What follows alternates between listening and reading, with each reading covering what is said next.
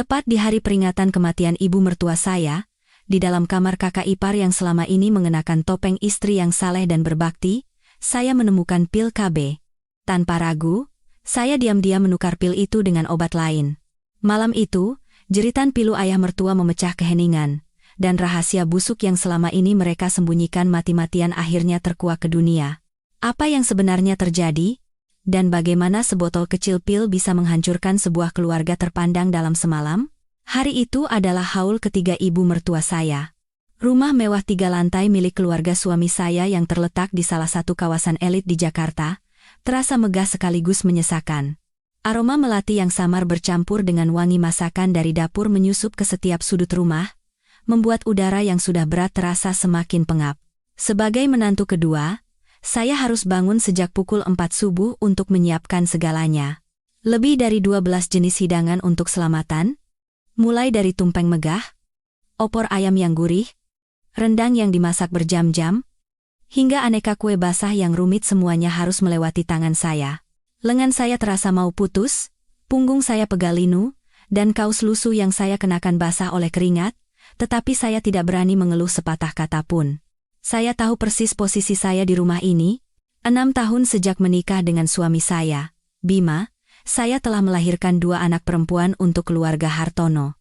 Anak-anak saya cantik dan baik, tetapi di mata keluarga mertua, mereka hanyalah anak perempuan yang suatu saat akan meninggalkan rumah. Yang didambakan oleh keluarga ini, yang selalu diulang-ulang oleh ayah mertua saya, Pak Hartono, setiap kali makan, adalah seorang cucu laki-laki sebagai penerus garis keturunan. Dan karena saya hanya melahirkan anak perempuan, semua kesalahan dan kekurangan di rumah ini seolah menjadi tanggung jawab saya. Diam saya dianggap sebagai kepatuhan, ketekunan saya dianggap sebagai kewajiban, keberadaan saya dan putri-putri saya sepertinya hanyalah pengingat akan kekecewaan mereka yang tak berujung. Berbanding terbalik dengan saya, kakak ipar saya, Dewi, mendapatkan semua cinta dan kasih sayang. Dia menikah dengan kakak suami saya, Agung, setahun lebih dulu dari saya, tetapi belum juga memiliki anak. Meski begitu, seluruh keluarga memperlakukannya seperti permata. Semua orang berkata bahwa tubuh Dewi lemah sehingga sulit hamil, jadi Agung sebagai putra sulung harus lebih berusaha. Setiap bulan, ayah mertua rela mengeluarkan uang mahal untuk membeli segala jenis jamu dan ramuan berharga, dari sarang burung walet hingga ginseng pilihan, dan merebusnya sendiri, berharap Dewi bisa segera hamil. Kakak ipar sama sekali tidak pernah menyentuh pekerjaan rumah. Bahkan di hari selamatan penting seperti ini, saat saya sibuk di dapur, dia hanya duduk di sofa ruang keluarga sambil mengipas-ngipas, sesekali mengerutkan kening dan mengeluh lelah. Suami saya, Bima, begitu melihatnya langsung berlari menghampiri, "Mbak Dewi, badannya nggak enak lagi?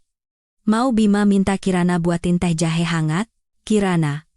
Itu nama saya. Di rumah ini, saya sering merasa seperti orang tanpa nama. Saya hanyalah sebuah peran, sebuah alat. Hati saya mencelos dan tenggorokan saya tercekat mendengar suami saya memanggil nama saya. Dia adalah suami saya, ayah dari anak-anak saya, tetapi di depan keluarganya, dia selalu merendahkan saya untuk menyenangkan mereka. Saya diam-diam menuangkan teh jahe panas ke dalam cangkir dan membawanya ke lantai atas dengan hati-hati. Kakak ipar sedang bersandar di bahu suaminya, Agung, dengan wajah lelah, tetapi matanya memancarkan keangkuhan yang aneh. Begitu melihat saya, dia sedikit mengerutkan kening. "Loh, Kirana? Aduh, bau minyak gorengnya kuat sekali ya, habis dari dapur ya?" Aku jadi agak mual, saya membeku di tempat. Kedua tangan saya yang memegang cangkir teh bergetar hebat. Padahal saya sudah membersihkan diri sebelum naik ke atas, tetapi hinaan seperti ini tidak bisa saya hindari. Ayah mertua, yang sedang duduk di kursi ukir, berdeham dan melontarkan kata-kata sedingin es. Sudah tidak bisa melahirkan anak laki-laki, membuat orang lain tidak nyaman pula. Benar-benar tidak berguna. Setiap kata itu menusuk jantung saya seperti belati. Saya menggigit bibir bawah saya begitu keras hingga terasa anyir, menahan air mata yang hendak tumpah. Tanpa berani menatap siapapun, saya meletakkan cangkir teh di meja dan berkata dengan suara lirih, "Maaf, saya akan segera turun ke dapur." Saat saya berbalik, saya mendengar suara manja kakak ipar. "Ayah, jangan begitu. Kirana kan tidak sengaja. Mungkin saya saja yang terlalu sensitif." Suara penuh kepura-puraan itu membuat saya mual. Saya bergegas lari ke dapur, membanting pintu, dan bersandar di dinding sambil terengah-engah. Saya tidak tahan lagi. Selama 6 tahun yang panjang, saya hidup seperti bayangan di rumah ini, memikul dosa karena tidak bisa melahirkan anak laki-laki. Sementara orang yang seharusnya merasakan tekanan terbesar justru hidup santai menikmati segala keistimewaan. Dulu saya berpikir, mungkin ini takdir saya, mungkin menjadi menantu memang harus selalu bersabar. Tetapi hari ini, kesabaran saya telah mencapai batasnya. Tepat saat itu, suami saya turun. Dia menatap saya dengan tatapan bersalah dan berkata, "Kirana, jangan dimasukkan ke hati ucapan ayah. Beliau hanya terlalu ingin punya cucu laki-laki. Dan tolong mengerti Mbak Dewi juga, dia kan juga stres." Saya mengangkat kepala menatap suami saya. Senyum sinis terukir di bibir saya. "Stres? Seluruh keluarga melayaninya. Semua obat-obatan terbaik dia minum. Itu namanya stres? Lalu aku, Mas, apa kamu pernah sekali saja memikirkan stres yang aku alami?" Bima menghindari tatapan saya. "Sudahlah. Jangan dibahas lagi. Itu." Mbak Dewi katanya agak pusing. "Bisa tolong ambilkan syal sutra ungu muda yang ada di laci nakas kamarnya? Aku harus menjemput kerabat dari pihak ibu." Dia bergegas pergi, seolah tidak ingin berhadapan dengan saya lebih lama lagi. Saya berdiri terpaku di dapur, merasakan hati saya mendingin. Bahkan suami saya sendiri menganggap wajar jika saya melayani kakak iparnya. Sambil menghela napas panjang dan menekan emosi yang berkecamuk, saya berjalan menuju kamar kakak ipar. Kamar mereka, yang 2 kali lebih besar dari kamar kami, dihiasi dengan perabotan mahal dan mewah. Aroma jamu yang lembut bercampur dengan parfum mahal. Saya membuka laci di samping tempat tidur dengan hati-hati. Syal sutra ungu muda terlipat rapi di bagian paling atas. Saat saya mengambilnya, siku saya tidak sengaja menyenggol sebuah tas kosmetik kecil. Tas itu jatuh ke lantai, isinya tumpah berantakan. Lipstik, bedak padat, dan sebuah botol pil putih. Saya membungkuk untuk mengambilnya, dan saat itu juga, dunia saya seakan runtuh. Itu adalah pil kontrasepsi oral yang diminum setiap hari. 1 strip untuk 28 hari, dan sudah lebih dari setengahnya yang diminum. Saya gemetar memegang botol pil itu. Bukan karena takut, tapi karena amarah yang tak tertahankan membuncah di dada saya. Jadi begitu.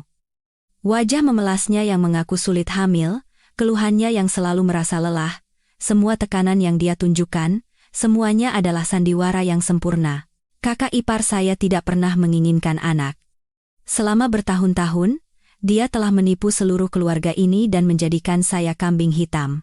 Semua hinaan, tuduhan, dan perlakuan tidak adil yang harus saya tanggung.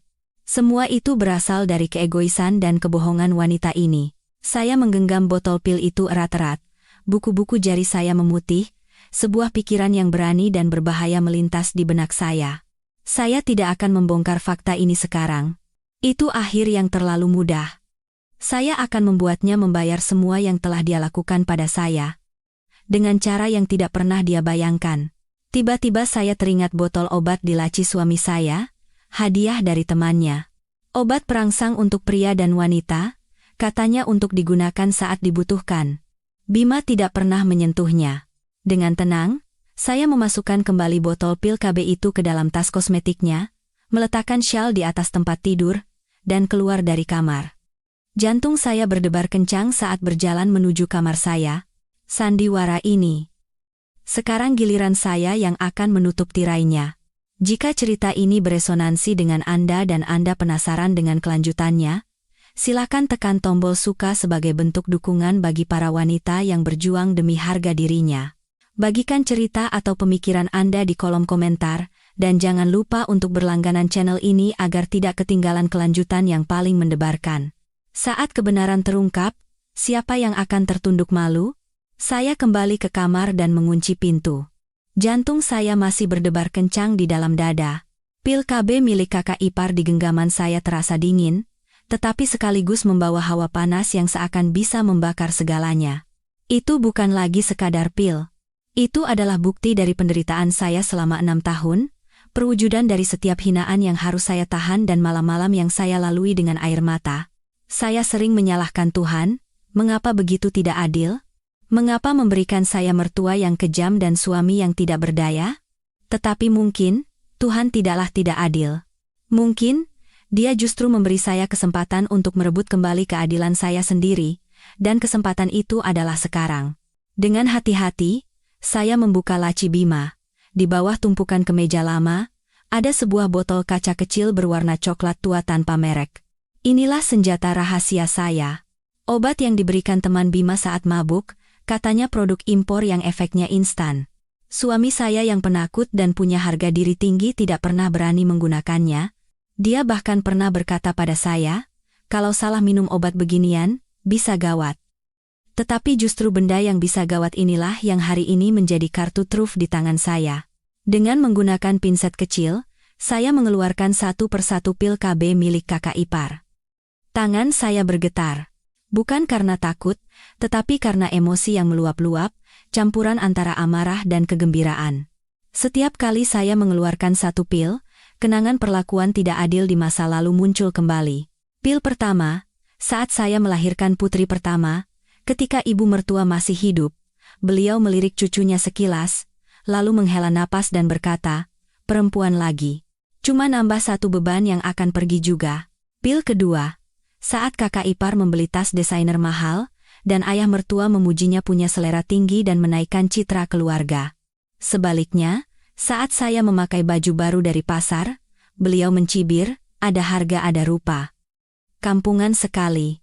Pil ketiga, keempat, kelima, adalah malam-malam yang tak terhitung jumlahnya saat saya harus makan sendirian di dapur, sindiran yang saya dengar sampai bosan, dan tatapan hina dari seluruh keluarga yang ditujukan pada saya. Mereka menjadikan saya pendosa hanya karena tidak bisa melahirkan anak laki-laki. Padahal penjahat sesungguhnya sedang berada di lantai atas, berakting sebagai menantu berbakti yang begitu mendambakan seorang anak. Setelah mengeluarkan semua pil KB yang tersisa, saya menggunakan pisau cutter kecil untuk mengerik sedikit bubuk dari obat milik suami saya. Saya tidak menggunakan banyak, hanya sedikit saja, cukup untuk menimbulkan efek yang tidak diinginkan. Dengan hati-hati, saya memasukkan bubuk itu ke dalam lubang-lubang strip pil yang kosong dan menutupnya kembali dengan lapisan foil tipis, berusaha membuatnya semirip mungkin dengan aslinya. Setelah semua persiapan selesai, saya mengembalikan strip pil yang telah dimanipulasi itu ke dalam tas kosmetik kakak ipar dan meletakkan semuanya kembali ke tempat semula. Tidak ada jejak yang saya tinggalkan. Semua ini saya lakukan dalam keheningan yang mencekam, bahkan napas saya pun tertahan. Rasanya seperti berjalan di atas tali. Satu kesalahan kecil bisa menjatuhkan saya ke jurang, tetapi saya tidak punya jalan untuk kembali. Mereka yang telah mendorong saya ke jalan buntu ini, jadi jangan salahkan saya jika saya menjadi sekejam ini. Saya membawa syal sutra itu ke ruang keluarga dan memberikannya kepada kakak ipar. Dengan suara yang masih dibuat-buat lemah, dia menerimanya. Terima kasih, Kirana. Kamu memang baik sekali. Beda denganku yang tidak bisa membantu apa-apa di keluarga ini. Saya hanya tersenyum tipis. Tidak ada yang tahu makna tersembunyi di balik senyum itu. Tidak apa-apa, Mbak. Mbak istirahat saja, biar saya yang urus semuanya. Sepanjang sore itu, saya tetap menjadi menantu kedua yang patuh. Saya diam-diam membereskan meja selamatan, mencuci tumpukan piring kotor, dan membersihkan rumah hingga berkilau. Tidak ada satupun anggota keluarga mertua yang bertanya apakah saya lelah, tidak ada yang membantu, mereka menganggap itu sebagai tanggung jawab saya yang wajar. Bahkan suami saya, setelah mengantar para kerabat pulang, hanya menonton TV di ruang keluarga, sesekali melirik ke dapur untuk memastikan saya sudah menyelesaikan pekerjaan saya. Makan malam, seperti biasa, dimulai dalam suasana yang berat, ayah mertua kembali memulai ceramahnya tentang cucu laki-laki. Keluarga Hartono ini sudah 3 generasi dilanjutkan oleh putra sulung. Masa di generasi Agung dan Bima harus terputus? Bagaimana ayah bisa tenang di alam kubur nanti? Dia menatap saya dengan tatapan menyalahkan yang terang-terangan. Saya pura-pura tidak mendengar dan hanya fokus pada makanan saya. Dewi, Kakak ipar saya masih memainkan perannya sebagai menantu yang baik dengan sempurna. Dia menyajikan lauk untuk ayah mertua sambil terus berkata, "Ayah jangan khawatir, kami juga sedang berusaha keras kok." Mungkin memang belum rezekinya saja, saya hampir tertawa terbahak-bahak melihat sandiwara itu. Berusaha, mungkin berusaha untuk tidak lupa meminum pil KB setiap hari. Malam itu, setelah menyelesaikan semua pekerjaan, saya naik ke kamar. Kedua putri saya sudah tertidur lelap. Memandangi wajah polos mereka, hati saya terasa nyeri. Demi anak-anak inilah saya harus menjadi lebih kuat. Saya tidak bisa membiarkan mereka tumbuh di lingkungan di mana ibu mereka direndahkan dan diinjak-injak. Saya tidak bisa membiarkan mereka hidup minder hanya karena mereka perempuan. Saya merapikan selimut anak-anak dan duduk di dekat jendela, memandangi halaman yang gelap. Angin malam berhembus membawa hawa dingin. Saya tahu, badai akan segera menerpa rumah ini. Saya tidak tahu apa konsekuensinya, apa yang harus saya hadapi, tetapi saya tidak menyesal. Yang saya tabur saat ini bukanlah sekadar obat. Itu adalah percikan api yang akan membakar habis semua kebohongan. Dan ironisnya, yang pertama kali menyalakan api itu adalah suami saya sendiri. Apakah rencana saya akan berjalan sesuai harapan? Atau akan ada variabel tak terduga yang muncul? Akankah sandiwara munafik kakak ipar saya terkelupas? Malam itu, saya hampir tidak bisa tidur. Di samping saya, terdengar dengkuran teratur suami saya, tetapi pikiran saya luar biasa jernih.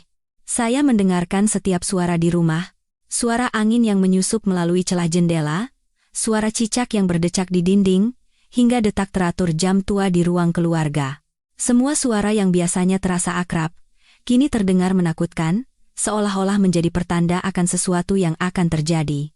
Saya hanya berbaring menatap langit-langit yang gelap dengan mata terbuka. Menjelang fajar, ketika sinar matahari pertama mulai menyelinap masuk, saya akhirnya terlelap sejenak karena kelelahan. Keesokan paginya, segalanya tampak berjalan seperti biasa. Saya masih menjadi orang pertama yang bangun di rumah ini dan menyiapkan sarapan untuk seluruh keluarga. Ayah mertua duduk di meja makan membaca koran pagi dengan wajah muram, dan suami saya makan beberapa suap dengan tergesa-gesa lalu berangkat kerja. Hanya satu hal yang aneh, yaitu Dewi, kakak ipar saya. Dia turun ke ruang makan dengan wajah yang ceria, tidak seperti biasanya.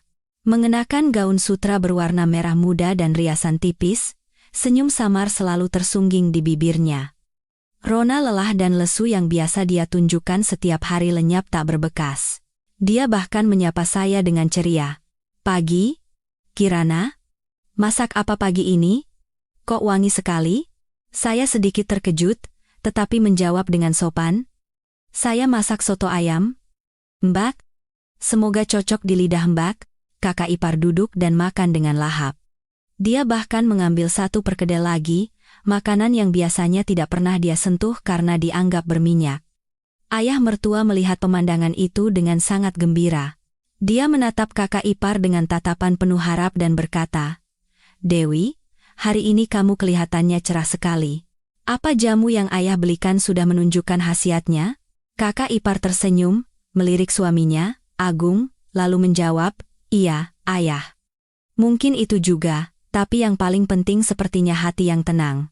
Akhir-akhir ini hubungan kami suami istri juga semakin baik." Setelah mengatakan itu, wajah kakak ipar tiba-tiba memerah. Agung, yang duduk di sebelahnya, juga tampak sedikit salah tingkah. Dia berdeham sekali, lalu buru-buru mengambilkan lauk untuk istrinya. Melihat pemandangan itu, saya merasakan perasaan aneh bergejolak di dalam hati. Sepertinya jamu yang saya berikan mulai bekerja. Saya menahan tawa yang hampir meledak dan diam-diam menunduk untuk memakan nasi saya. Saat ini, hati saya campur aduk antara khawatir, puas, dan penasaran tentang apa yang akan terjadi selanjutnya. Saya tahu saya sedang melakukan pertaruhan yang berbahaya. Pertaruhan yang tidak hanya mempertaruhkan keselamatan saya sendiri, tetapi juga masa depan anak-anak saya. Setelah sarapan, kakak ipar menarik lengan saya dan berbisik, "Kirana, terima kasih ya kemarin sudah bekerja keras menyiapkan selamatan. Aku tidak bisa membantu apa-apa karena badanku kurang sehat. Maaf ya. Nanti sore kita pergi belanja. Yuk?" Sebagai tanda terima kasih, Aku traktir kamu sesuatu. Saya terkejut. Selama 6 tahun menjadi menantu, ini adalah pertama kalinya kakak ipar mengajak saya pergi. Selama ini, dia selalu menganggap saya tidak ada atau hanya berbicara dengan nada memerintah. Perubahan mendadak ini membuat saya curiga. Apakah ini jebakan lain yang dia siapkan? Ataukah dia benar-benar sedang senang hari ini? Setelah ragu sejenak, saya mengangguk. Saya ingin tahu apa maksud di balik semua ini. Sore itu, kakak ipar membawa saya ke pusat perbelanjaan paling mewah di kota. Dia menarik saya dari satu butik ke butik lain, berbelanja tanpa ragu. Dia membeli beberapa gaun desainer, sepatu hak tinggi yang mahal, dan satu set kosmetik mewah untuk dirinya sendiri. Lalu, dia berbalik ke arah saya dan berkata dengan murah hati, "Kirana, pilih saja apapun yang kamu suka. Hari ini aku yang bayar." Saya sedikit terkejut, tetapi hanya memilih satu blus sederhana. Saya tidak ingin menerima apapun dari wanita itu. Selama saya mencoba baju, kakak ipar duduk di kursi sambil terus tersenyum membalas pesan teks dengan seseorang. Ekspresi wajahnya saat itu sangat aneh. Ada rona malu-malu seperti gadis yang baru jatuh cinta, bercampur dengan ekspresi puas dan percaya diri. Melihatnya, kecurigaan mulai tumbuh di hati saya. Ada yang aneh. Perubahan kakak ipar terlalu mendadak. Itu bukan seperti mosep orang yang sedang berusaha memiliki anak, melainkan seperti orang yang sedang jatuh cinta dalam hubungan rahasia.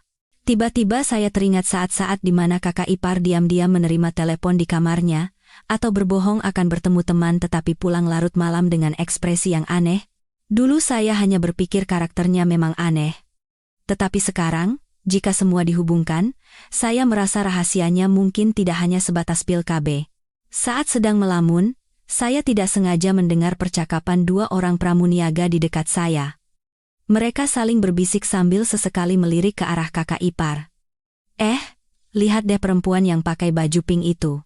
Kayak kenal, ya? Bukannya itu istrinya Pak Agung, manajer di perusahaan X itu? Oh, iya benar. Akhir-akhir ini dia sering jalan sama bapak-bapak gendut dan tua. Katanya si rekanan besar perusahaan. Kelihatannya mesra banget, nggak tahu deh hubungan mereka apa. Bukan urusan kita juga. Tapi enak banget ya hidupnya. Disayang suami, disayang laki-laki lain juga. Kata-kata mereka terdengar seperti guntur di telinga saya. Saya membeku di dalam ruang ganti, seluruh darah saya seakan mendingin. Pak Agung. Itu nama suami kakak ipar saya. Bapak-bapak gendut dan tua? Rekanan besar perusahaan. Jangan-jangan, kakak ipar tidak hanya menipu keluarga mertua, tetapi juga berselingkuh? Rahasia di atas rahasia, kebenaran yang lebih mengerikan di atas kebenaran. Kepala saya pusing. Kakak ipar yang saya kira hanya egois dan munafik, ternyata jauh lebih menakutkan dari itu. Dia bukan sekadar rubah, tetapi ular berbisa yang mengenakan topeng kelinci yang manis. Saya keluar dari ruang ganti dan berusaha memasang ekspresi setenang mungkin. Melihat kakak ipar yang masih asyik dengan ponselnya, rencana balas dendam di dalam hati saya mulai berbelok ke arah yang lain. Arah yang jauh lebih kejam dan tidak terduga dari yang pernah saya bayangkan. Obat perangsang yang saya tukar mungkin tidak akan berhenti hanya pada membongkar kebohongan kakak ipar tentang masalah anak. Itu bisa menjadi pemicu bom yang jauh lebih besar. Bom yang bisa menghancurkan tidak hanya kakak ipar, tetapi juga kehormatan palsu keluarga ini sepenuhnya. Apakah kecurigaan saya benar? Jika ya, siapa pasangan rahasia kakak ipar, dan peran apa yang dia mainkan dalam sandiwara ini? Acara belanja berakhir dalam suasana canggung. Saya berusaha bersikap biasa saja, tetapi di kepala saya, percakapan dua pramuniaga itu terus terngiang. Kakak ipar sepertinya tidak menyadari keanehan saya, atau mungkin dia terlalu tenggelam dalam kebahagiaannya sendiri, sehingga tidak punya waktu untuk peduli pada hal lain.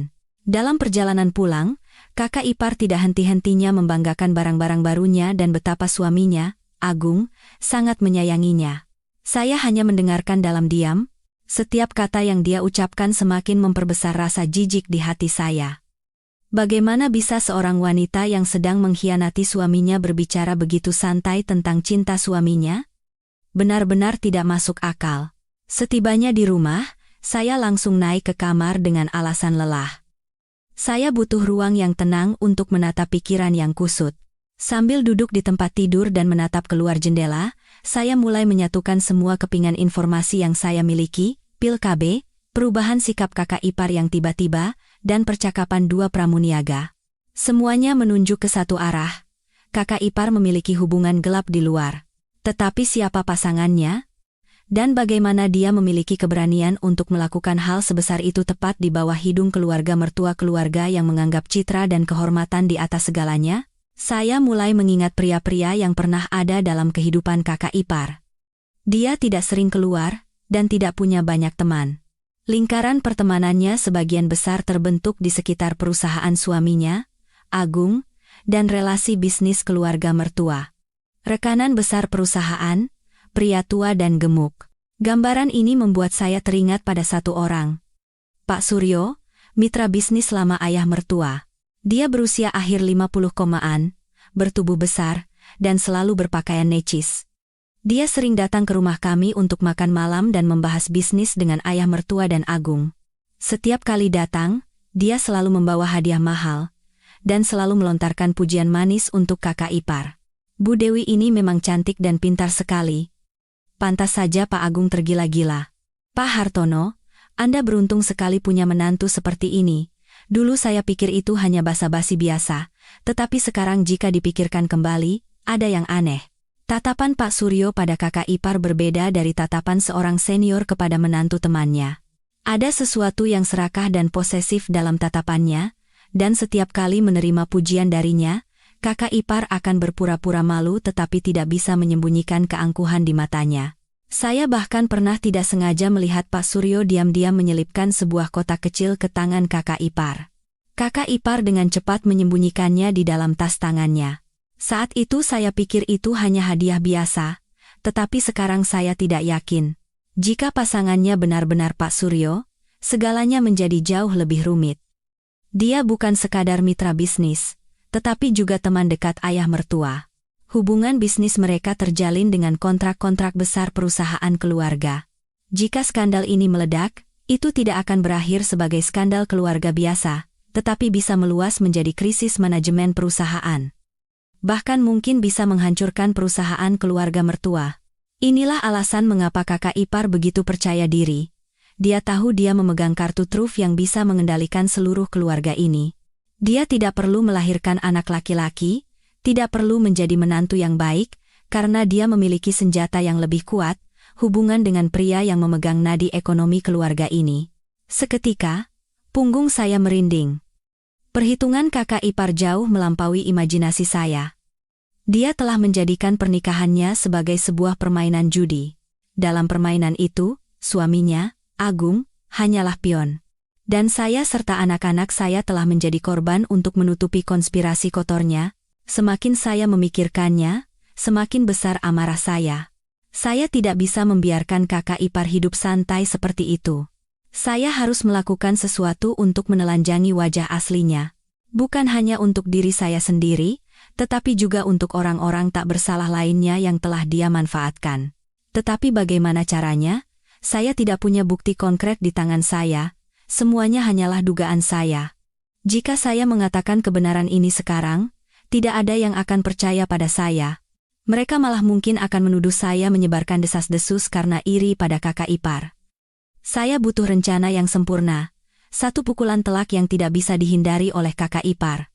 Dan saya kembali teringat pada botol obat milik suami saya. Mungkin itu adalah kunci untuk menyelesaikan segalanya. Saya harus menciptakan situasi di mana rahasia kakak ipar akan terungkap dengan cara yang paling alami dan tidak dapat disangkal oleh siapapun. Saya mulai menyusun rencana yang cermat di kepala saya. Saya harus sabar dan menunggu waktu yang tepat. Dan sepertinya waktu itu tidak lama lagi. Pada makan malam hari itu, ayah mertua berkata dengan gembira, minggu depan Pak Suryo akan datang makan malam di rumah kita. Dia baru saja memenangkan kontrak besar dan ingin berbagi kebahagiaan dengan keluarga kita. Semuanya, persiapkan diri untuk menyambut tamu, ya? Terutama kamu, Dewi. Tunjukkan keahlianmu dan siapkan beberapa hidangan istimewa untuk menjamu tamu terhormat kita. Jantung saya berdebar kencang. Inilah saatnya. Kesempatan saya telah tiba. Makan malam ini tidak akan menjadi sekadar pesta perayaan, tetapi akan menjadi panggung terakhir untuk sandiwara kakak ipar. Dan saya akan menjadi sutradara dari babak akhir yang spektakuler ini. Saya melirik ke arah kakak ipar. Dia tersenyum cerah, dan matanya berbinar aneh.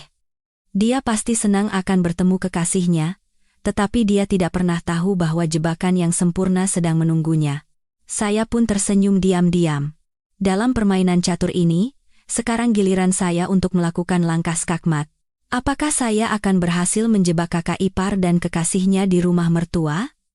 Dan bagaimana makan malam yang menentukan itu akan berlangsung? 1 minggu berlalu dalam penantian yang menegangkan. Saya tetap menjadi menantu kedua yang pendiam dan penurut. Setiap hari saya mengurus pekerjaan rumah dan anak-anak dalam diam. Tetapi di dalam diri saya, badai sedang terbentuk secara diam-diam. Selama seminggu itu, saya mempersiapkan setiap detail kecil untuk rencana saya. Saya mengamati dengan cermat kebiasaan setiap anggota keluarga, terutama kebiasaan kakak ipar. Saya menemukan bahwa setiap sore setelah meminum jamu yang direbuskan oleh ayah mertua, kakak ipar memiliki kebiasaan untuk beristirahat di kamarnya selama sekitar 1 jam. Inilah kesempatan emas bagi saya untuk beraksi. Akhirnya, hari kedatangan Pak Suryo tiba. Itu adalah akhir pekan yang cerah. Seluruh keluarga mertua tampak bersemangat. Ayah mertua mengenakan setelan jas rapi dan mondar-mandir di ruang keluarga, menyuruh semua orang bergegas. Agung dan suami saya membantu mendekorasi rumah dan menata meja makan. Dan kakak ipar, tak perlu dikatakan lagi, adalah orang yang paling glamor hari itu. Dia mengenakan gaun panjang berwarna anggur yang menonjolkan lekuk tubuhnya. Riasannya lebih tebal dari biasanya, dan bibir merah serta tatapan manjanya sangat menggoda. Siapapun yang melihatnya tidak akan berpikir dia adalah wanita yang sulit memiliki anak. Dia tampak seperti orang yang sedang bersiap untuk kencan romantis. Saya, seperti biasa, bertanggung jawab di dapur, tetapi hari ini saya tidak merasa sedih atau lelah. Sebaliknya, saya merasakan kegembiraan yang aneh. Setiap hidangan yang saya buat, setiap piring yang saya tata, semuanya adalah bagian dari rencana saya. Saya sengaja menyiapkan makanan yang memiliki rasa dan aroma yang kuat, pedas, dan merangsang selera. Dan secara khusus, saya menyiapkan sebotol anggur obat yang sangat disukai ayah mertua. Anggur yang berkhasiat baik untuk ginjal dan meningkatkan vitalitas. Saya tahu Pak Suryo juga suka minum, dan saya yakin dia tidak akan bisa menolak tawaran dari ayah mertua. Sekitar pukul 6 sore, Pak Suryo tiba. Dia masih sama, perut buncit, wajah berminyak, dan jam tangan emas berkilauan di pergelangan tangannya. Begitu masuk ke rumah, dia tertawa terbahak-bahak dan berkata, "Pak Hartono dan semuanya, selamat malam." Lama tidak bertemu, Pak Hartono masih terlihat bugar sekali. Ayah mertua menyambutnya dengan gembira. "Pak Suryo, silakan masuk. Saya senang sekali mendengar Anda memenangkan kontrak besar itu." Pak Suryo berjabat tangan dengan ayah mertua, tetapi matanya tidak lepas dari kakak ipar yang berdiri dengan sopan di samping Agung. "Bukan apa-apa, Pak Hartono. Semua ini berkat bantuan Bapak dan perusahaan." "Ah, Bu Dewi juga, selamat malam. Anda cantik sekali hari ini." Kakak ipar tersenyum dengan wajah memerah. "Selamat malam juga, Pak Suryo. Anda terlalu memuji." Makan malam dimulai dengan suasana yang ceria dan meriah. Semua orang bersulang untuk kesuksesan Pak Suryo. Ayah mertua terus-menerus menuangkan minuman untuk tamunya. Dan Pak Suryo pun menanggapinya dengan sangat antusias. Dia menenggak gelas demi gelas tanpa henti. Kakak ipar duduk di sebelahnya. Sesekali menyajikan makanan untuk Pak Suryo. Tatapan mereka sesekali bertemu, membawa pesan yang hanya mereka berdua yang mengerti. Agung dan suami saya, tanpa menyadari apapun, asyik membicarakan bisnis dan sama sekali tidak menyadari atmosfer aneh yang terjadi tepat di depan mata mereka. Saya duduk di salah satu sudut meja, mengamati semuanya dalam diam. Saya sengaja hampir tidak minum, hanya membasahi bibir sedikit. Saya harus tetap berpikiran jernih. Ketika pesta mencapai puncaknya dan semua orang sudah mulai mabuk, saya merasa kesempatan saya telah tiba. Dengan alasan menidurkan anak-anak, saya pamit dari meja makan. Saya diam-diam naik ke lantai atas. Tetapi bukannya menuju kamar saya menuju kamar kakak ipar. Pintunya tidak terkunci. Saya membukanya perlahan dan masuk. Kamar itu kosong, hanya tercium aroma parfum dan jamu yang lembut. Saya bergegas mendekati meja rias kakak ipar. Di sana, ada mangkuk jamu yang belum habis diminumnya. Saya mengeluarkan satu pil obat milik suami saya dari saku, menghancurkannya menjadi bubuk dengan hati-hati, dan menuangkan semuanya ke dalam mangkuk. Dengan sendok kecil, saya mengaduknya hingga bubuk itu larut sempurna. Setelah selesai, saya mengembalikan semuanya seperti semula. Semua ini saya lakukan dengan cepat dan tanpa suara, kurang dari 1 menit. Sebelum keluar dari kamar, saya dengan santai menyembunyikan ponsel saya di tempat yang tersembunyi dan menekan tombol rekam video. Saya ingin merekam semua yang akan terjadi. Ini akan menjadi bukti yang tak terbantahkan atas dosa kakak ipar. Saya kembali ke pesta dengan ekspresi santai seolah tidak terjadi apa-apa. Sekitar 10 menit kemudian, kakak ipar juga pamit untuk beristirahat di kamarnya dengan alasan lelah. Ayah mertua berpesan dengan cemas, "Iya, naiklah, habiskan jamumu dan istirahatlah yang cukup." Jamu itu bagus sekali. Kakak ipar tersenyum dan menjawab, "Baik, ayah." Saya tahu. Dia naik ke atas, tidak menyadari bahwa yang menunggunya bukanlah tidur nyenyak, melainkan mimpi buruk yang mengerikan. Pesta terus berlanjut, tetapi pikiran saya sudah tidak di sana. Saya hanya menunggu jeritan takdir yang akan membongkar segalanya. Semuanya telah direncanakan dengan sempurna. Tetapi saya tidak pernah menduga akan ada variabel tak terduga dalam rencana saya. Variabel yang akan membawa segalanya ke situasi yang jauh lebih dramatis dan menakutkan dari yang pernah saya bayangkan. Apa yang akan terjadi di kamar kakak ipar? Dan variabel tak terduga apa yang mengacaukan rencana saya? Waktu terasa berjalan sangat lambat dan berat. Di lantai bawah, suara tawa dan denting gelas masih terdengar riuh, tetapi bagi saya, itu hanyalah latar belakang dari keheningan menakutkan yang menyelimuti lantai atas. Saya duduk dengan punggung kaku, kedua tangan saya terkepal erat di bawah meja, keringat dingin mengalir di dahi saya, dan jantung saya berdebar begitu kencang hingga saya khawatir orang di sebelah saya bisa mendengarnya. 10 menit, lalu 20 menit berlalu, tetapi tidak ada suara apapun. Keheningan yang berkepanjangan ini mulai membuat saya cemas. Apakah dosis obat yang saya masukkan terlalu sedikit sehingga tidak berefek? Atau apakah kakak ipar mencurigai sesuatu dan tidak meminumnya? Ribuan pertanyaan berputar di kepala saya, membuat saya sulit bernapas. Tepat saat saya mulai putus asa, terjadi sesuatu yang tidak terduga. Ayah mertua, yang telah minum beberapa gelas anggur obat lagi, tiba-tiba berdiri terhuyung-huyung. Aduh, badan saya terasa panas. Sepertinya anggurnya terlalu keras. Saya mau istirahat duluan. Kalian lanjutkan saja. Pak Suryo yang sudah mabuk buru-buru menahannya. Pak Hartono, masa sudah oleng? Duduk dulu sebentar lagi. Tetapi ayah mertua menepis tangannya. Tidak bisa. Badan saya tidak enak. Sudah tua? Tidak seperti kalian. Agung, Bima, kalian gantikan ayah, layani tamu dengan baik. Setelah berkata begitu, dia berjalan terhuyung-huyung menuju tangga. Melihat punggungnya, firasat buruk muncul di hati saya. Ayah mertua juga naik ke atas? Ke tempat di mana kakak ipar sendirian? Jangan-jangan. Tidak mungkin. Saya mencoba mengusir pikiran gila itu dari kepala saya. Pasti beliau akan masuk ke kamarnya sendiri. Tetapi saat itu juga, sebuah detail kecil yang menghancurkan semua asumsi saya tertangkap oleh mata saya. Kamar ayah mertua berada di ujung kiri lorong, sedangkan kamar kakak ipar berada tepat di depan di sebelah kanan lorong. Dan saya melihat dengan jelas. Ayah mertua berbelok ke kanan.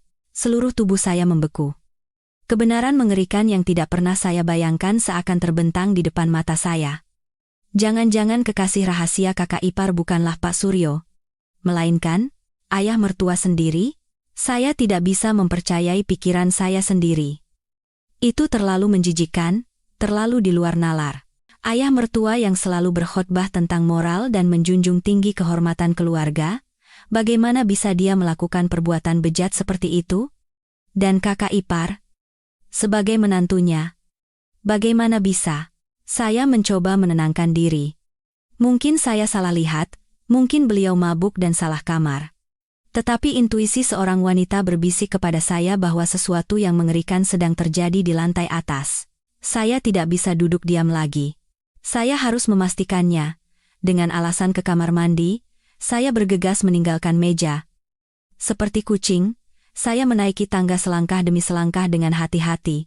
Semakin dekat dengan kamar kakak ipar, saya mendengar suara aneh. Bukan jeritan, melainkan suara desahan, napas yang terengah-engah, dan bisikan antara seorang pria dan seorang wanita. Dewi. Kamu yang terbaik, Ayah. Pelan-pelan. Nanti ada yang dengar. Ya Tuhan. Telinga saya berdengung dan kepala saya berputar.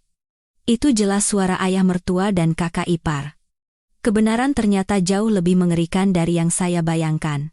Mereka tidak hanya berselingkuh, tetapi melakukan perbuatan menjijikan itu tepat di rumah ini, di hari peringatan kematian ibu mertua. Rasa mual naik hingga ke tenggorokan saya.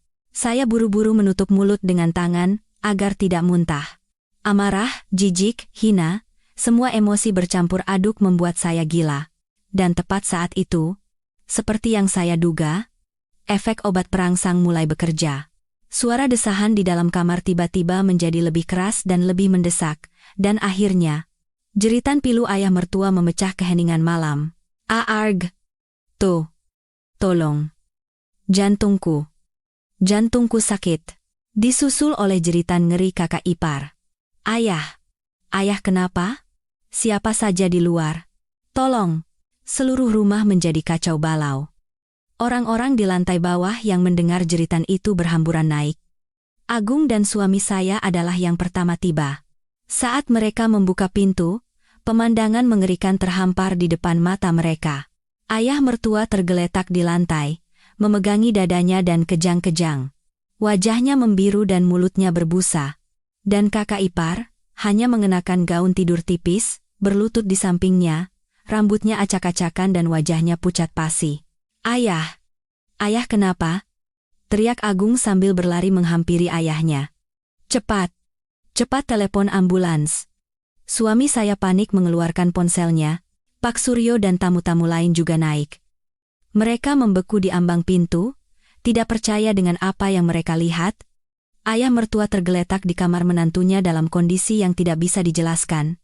Semua tatapan tertuju pada kakak ipar. Tatapan curiga dan menghakimi, dia hanya bisa tergagap sambil menangis. Aku tidak tahu. Ayah tiba-tiba masuk ke kamarku, lalu tiba-tiba jadi begini. Di tengah kekacauan itu, hanya saya yang tetap tenang. Saya berdiri di salah satu sudut, mengamati semuanya dalam diam.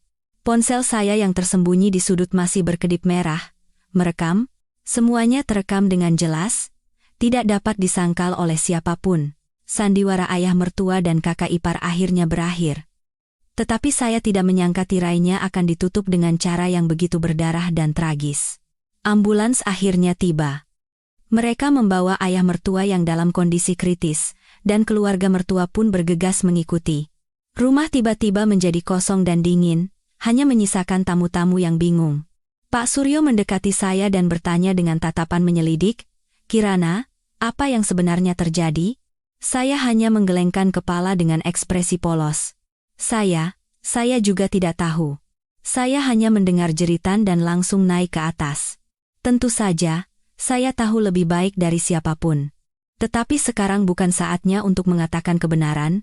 Saya harus menunggu bom yang saya pasang meledak dengan cara yang paling spektakuler. Dan saya tahu, saat itu tidak lama lagi, apakah ayah mertua akan selamat? Dan video yang saya rekam, gempa bumi seperti apa yang akan ditimbulkannya di keluarga mertua? Rumah sakit menjadi panggung kedua bagi tragedi keluarga mertua. Di bawah cahaya lampu neon yang pucat di koridor UGD, wajah-wajah yang penuh kebingungan dan ketakutan tampak jelas. Putra sulung, Agung, mondar-mandir dengan gelisah, sesekali menjambak rambutnya sambil bergumam. Bagaimana bisa begini? Kenapa harus hari ini? Suami saya, Bima, terduduk di sudut, menutupi wajahnya dengan kedua tangan, bahunya bergetar pelan. Dan Dewi, kakak ipar saya. Dia duduk meringkuk di kursi tunggu, Bahkan mantel yang disampirkan Agung dengan tergesa-gesa tidak bisa menyembunyikan getaran dan ketakutannya. Matanya melirik ke sekeliling dengan cemas, sesekali melemparkan tatapan penuh tuduhan dan permohonan ke arah saya. Saya duduk sedikit menjauh dari mereka, diam seperti penonton. Saya tidak menangis, tidak menunjukkan kekhawatiran. Di mata mereka, saya mungkin terlihat seperti istri yang tidak punya perasaan, adik ipar yang tidak peduli. Tapi hanya saya yang tahu betapa menakutkannya ketenangan saya saat ini. Saya seperti pemburu yang menunggu mangsanya masuk ke dalam perangkap. Setelah 2 jam yang terasa seperti neraka, seorang dokter akhirnya keluar dari UGD. Dia melepas maskernya, wajahnya menunjukkan kelelahan dan keseriusan. Keluarga pasien atas nama Bapak Hartono? Iya. Kami, Dok. Agung bergegas menghampiri. Bagaimana keadaan ayah saya, Dok? Dokter itu menggelengkan kepala dan menghela napas. Kami sudah melakukan yang terbaik, tetapi kondisinya sangat kritis akibat serangan jantung akut. Beliau sudah melewati masa kritis, tetapi harus terus dipantau di ICU. Keluarga harap bersiap untuk kemungkinan terburuk. Lalu, dia menatap Agung dan Bima bergantian dan bertanya dengan suara pelan, sebelum pingsan, apakah pasien mengonsumsi semacam obat perangsang? Dari hasil tes darah, kami menemukan kadar sildenafil yang tinggi. Itu adalah bahan aktif yang biasa digunakan dalam obat disfungsi ereksi. Kandungan ini, dikombinasikan dengan riwayat penyakit jantung pasien, sepertinya menjadi penyebab langsung serangan jantung ini. Udara di koridor seketika membeku. Obat disfungsi ereksi? Wajah Agung memucat. Dia tergagap. Tidak mungkin, ayah saya seumur hidupnya tidak pernah menyentuh obat seperti itu. Suami saya juga mengangkat kepala dengan wajah bingung. Benar, Dok. Ayah saya sangat berhati-hati dengan makanan dan obat-obatan. Pasti ada kesalahan.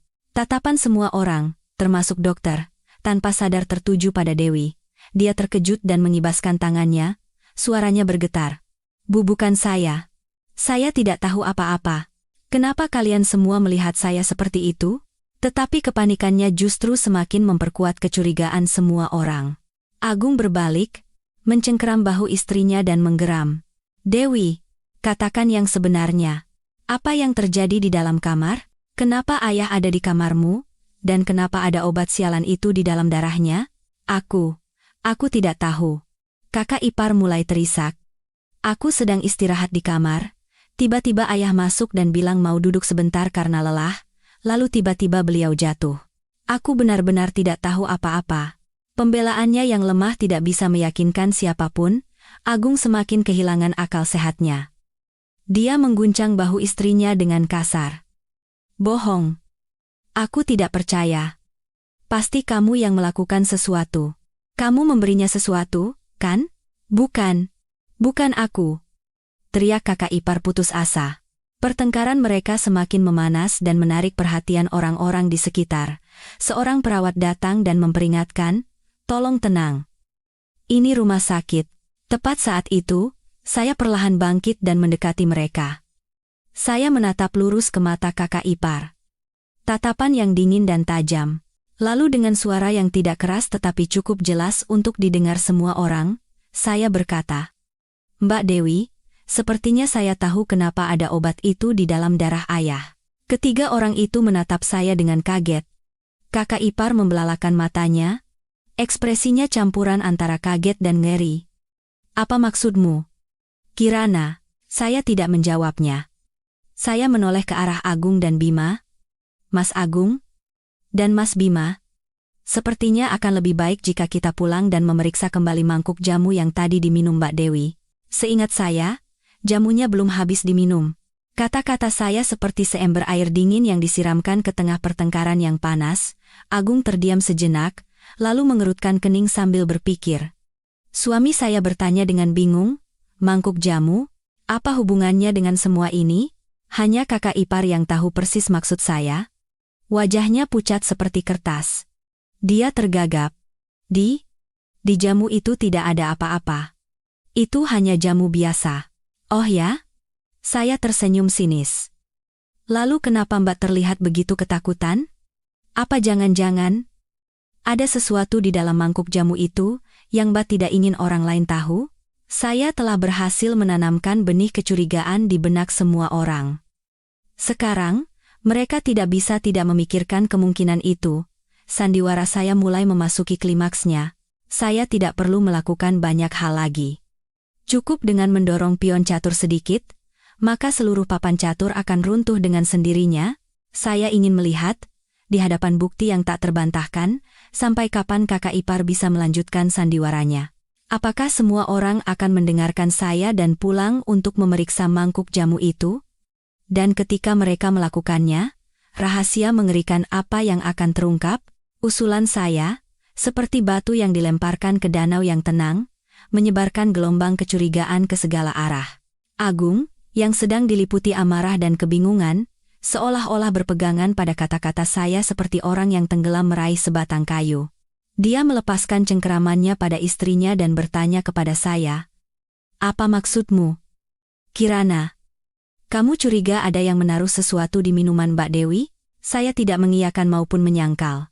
Saya hanya berkata dengan nada cemas yang ambigu, "Saya juga tidak tahu pasti, Mas Agung. Hanya saja, semua ini terasa terlalu kebetulan. Tepat saat ayah masuk ke kamar Mbak Dewi, kejadian ini terjadi. Dan dokter bilang ada obat aneh di tubuh ayah. Saya hanya khawatir, jangan-jangan di saat rumah sedang ramai oleh tamu seperti tadi, ada orang yang berniat jahat." Kata-kata saya dengan cerdik membelokkan arah kecurigaan ke arah yang menguntungkan saya. Saya memposisikan diri bukan sebagai dalang konspirasi, melainkan sebagai adik ipar yang cerdas dan mengkhawatirkan keselamatan keluarga. Suami saya, Bima, pun mengangguk setelah mendengar itu. "Kata-katamu ada benarnya. Tadi kan banyak tamu asing, siapa tahu? Hanya kakak ipar yang tahu persis niat saya."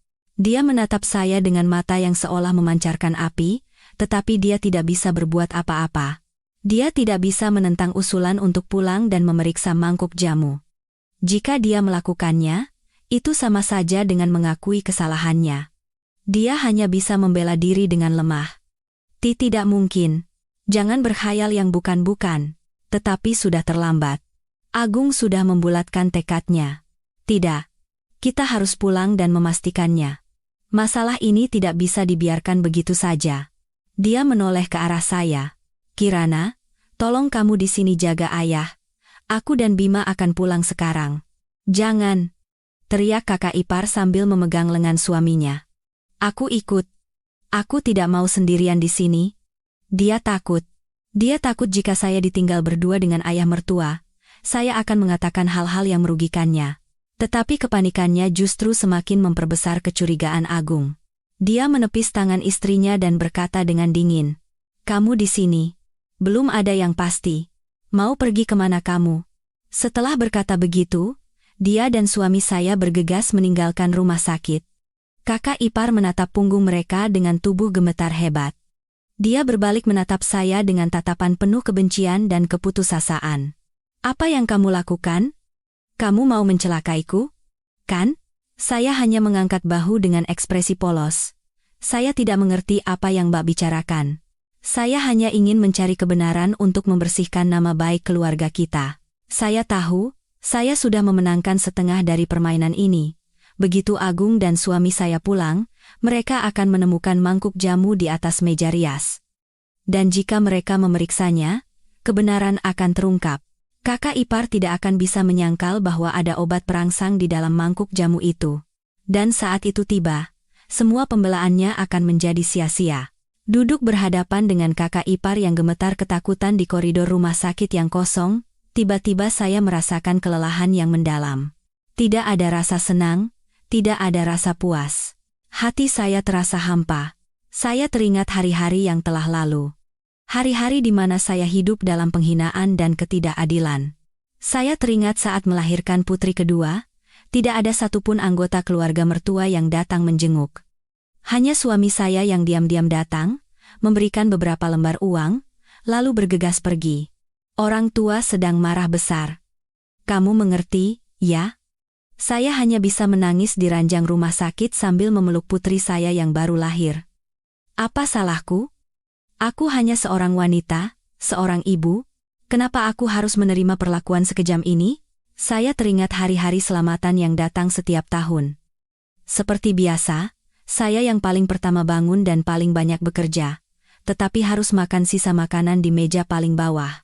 Kakak ipar selalu duduk di meja utama di samping ayah mertua, menerima semua perhatian dan simpati.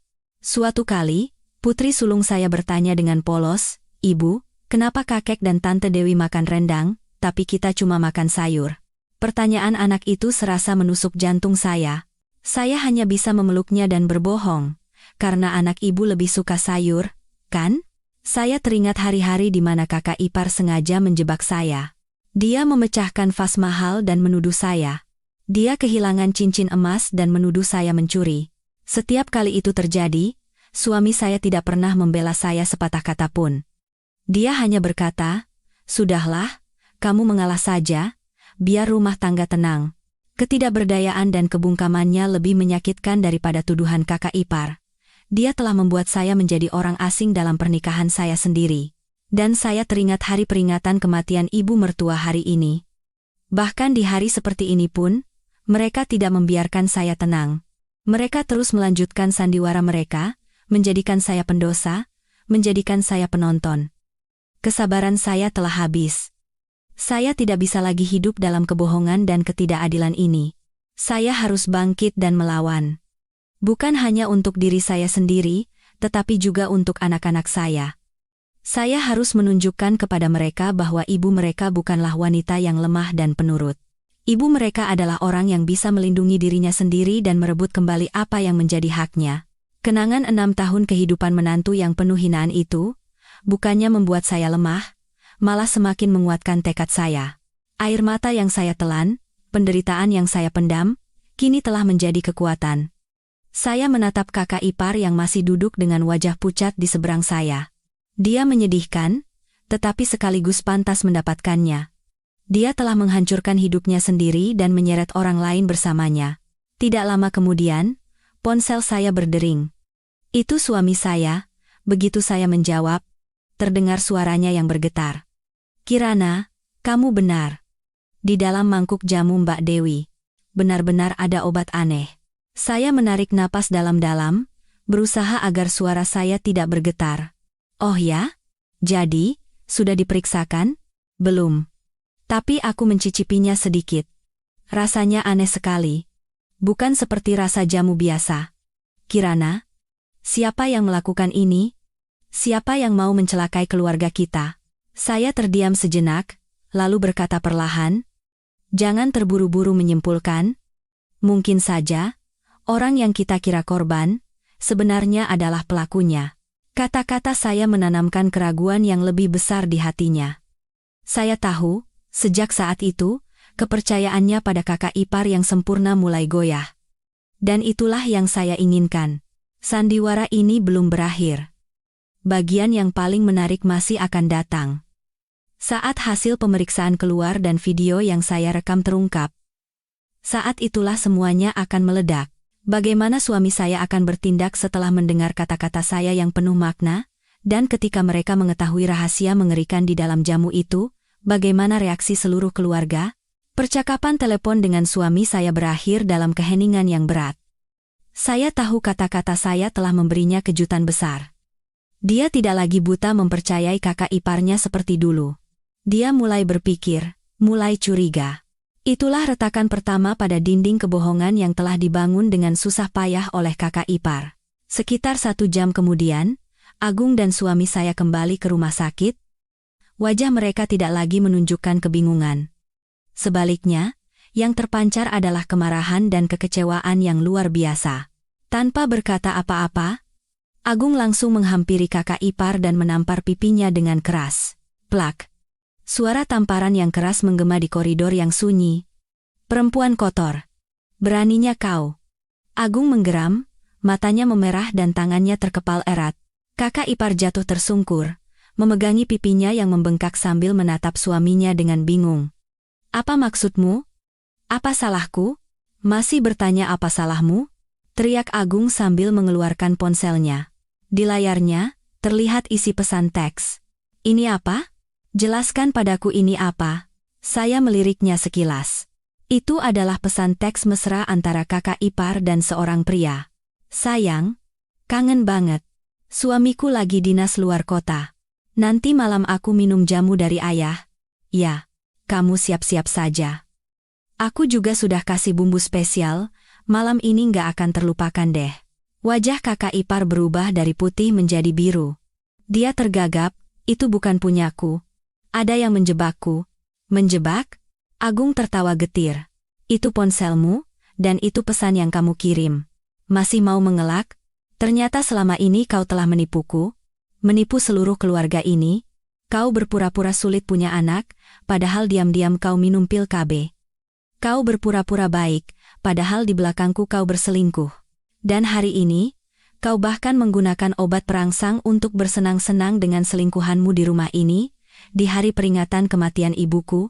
Kau lebih rendah dari binatang. Suami saya, Bima, juga berdiri di sampingnya dengan ekspresi jijik. Mbak Dewi, kami benar-benar kecewa. Ternyata Mbak orang seperti itu. Mbak telah membodohi Mas Agung dan membuat seluruh keluarga kita menjadi bahan tertawaan, dan Mbak yang hampir membunuh ayah. Ternyata, saat pulang, mereka tidak hanya menemukan mangkuk jamu dengan rasa aneh, tetapi juga ponsel kedua yang disembunyikan kakak ipar di bawah bantal. Ponsel itu tidak terkunci, dan di dalamnya tersimpan semua rahasia kotor kakak ipar. Rencana saya berhasil di luar dugaan. Saya bahkan tidak perlu menunjukkan video yang saya rekam. Kebenaran telah terungkap dengan sendirinya, dengan cara yang tidak bisa lebih sempurna lagi. Kakak ipar tidak punya apa-apa lagi untuk membela diri. Dia terduduk di lantai, meraung-raung. Aku salah. Mas, maafkan aku. Tolong, maafkan aku sekali ini saja. Aku tidak akan mengulanginya lagi. Maaf? Agung menatap istrinya dengan mata sedingin es. Kau pikir aku bisa memaafkanmu? Kau telah menghancurkan segalanya. Kehormatanku, keluargaku, dan cintaku. Kita selesai. Dia menoleh ke arah suami saya, dan berkata dengan tegas. Bima, panggil pengacara. Aku akan menceraikan perempuan ini. Aku akan membuatnya membayar semua perbuatannya. Konfrontasi mereka menarik perhatian semua orang di rumah sakit. Semua orang menatap mereka dengan tatapan campuran antara penasaran dan hina. Keluarga Hartono, yang selalu membanggakan sopan santun dan tradisi keluarga, kini memperlihatkan sisi terbusuknya di depan umum. Saya berdiri di salah satu sudut, mengamati semuanya dalam diam. Saya melihat kakak ipar yang menangis memohon ampun. Saya melihat Agung yang diliputi penderitaan. Saya melihat suami saya yang bingung tidak tahu harus berbuat apa. Tidak ada rasa senang. Tidak ada rasa puas, hati saya terasa anehnya hampa. Balas dendam saya berhasil, tetapi harganya terlalu mahal. Sebuah keluarga hancur berantakan. Satu orang terbaring di UGD, dan anak-anak yang tidak bersalah akan terluka. Tetapi saya berpikir lagi. Jika saya tidak melakukan ini, saya akan terus hidup dalam ketidakadilan, dan anak-anak saya akan tumbuh dengan direndahkan.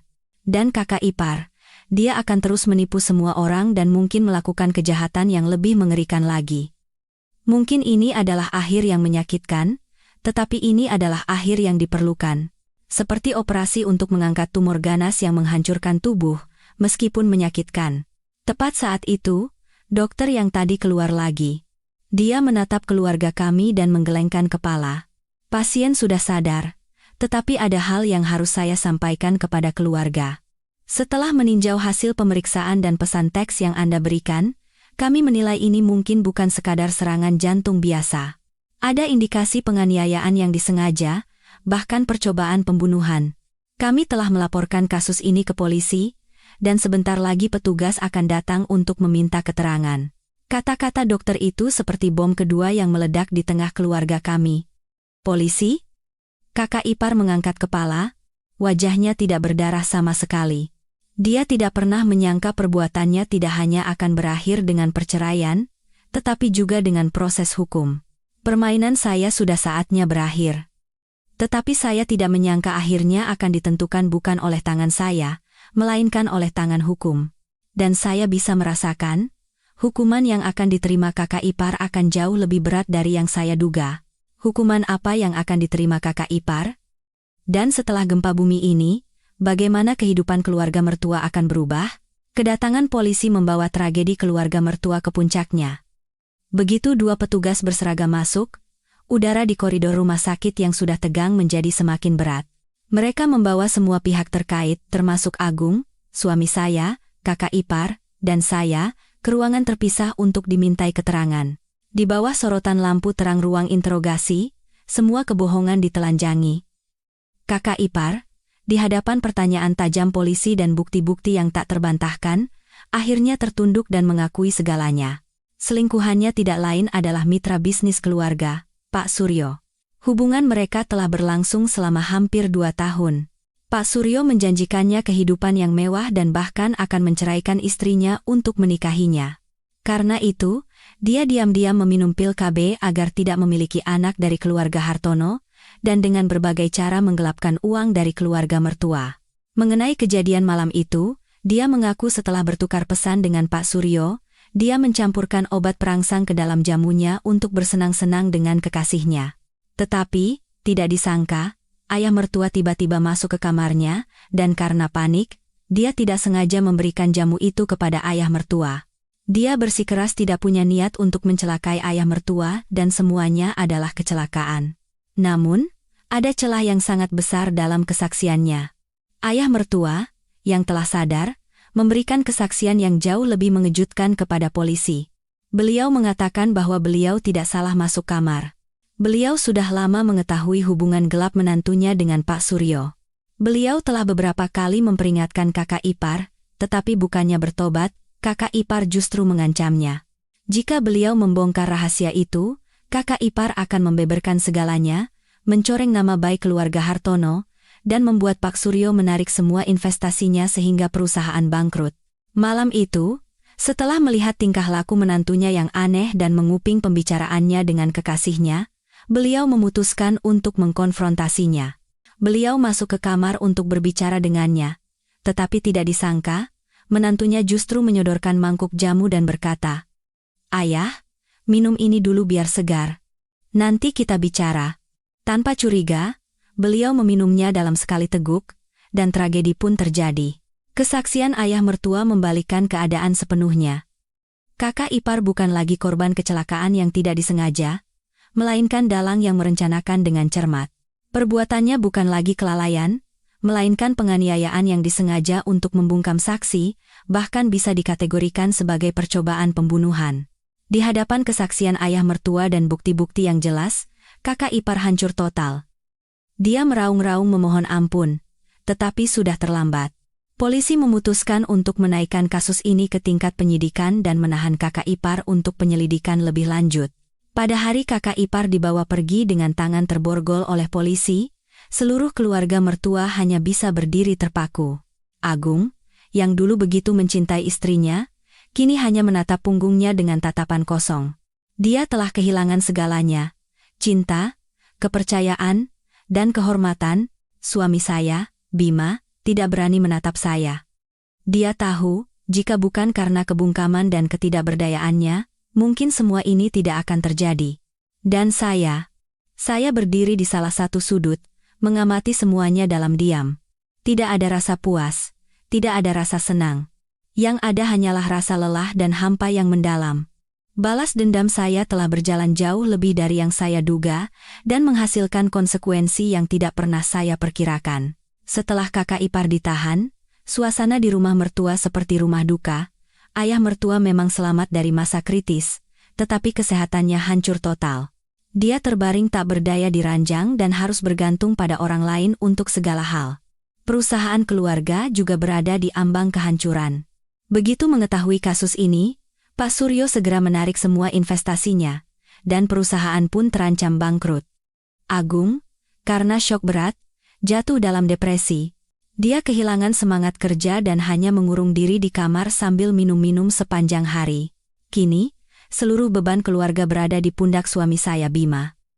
Dia harus sendirian merawat ayahnya, menyelamatkan perusahaan yang diambang kehancuran, dan menghadapi cemoohan masyarakat. Dia menjadi kurus kering dan dalam sekejap terlihat 10 tahun lebih tua. Setiap kali melihat saya, dia tidak berani menatap lurus, matanya selalu penuh penyesalan dan rasa bersalah. Suatu malam, dia datang menemui saya. Tanpa berkata apa-apa, dia berlutut di depan saya. Kirana, maafkan aku. Suaranya tercekat. Semua ini salahku. Seandainya aku tidak pengecut, seandainya aku melindungimu, mungkin tidak akan jadi begini. Bisakah kau memaafkanku? Saya menatap pria yang berlutut di kaki saya. Pria yang pernah saya cintai dengan segenap hati. Dulu saya pikir saya tidak akan pernah bisa memaafkannya. Tetapi sekarang melihat kondisinya yang menyedihkan, saya lebih merasa kasihan daripada benci. Saya membantunya berdiri dan menggelengkan kepala. Bangunlah.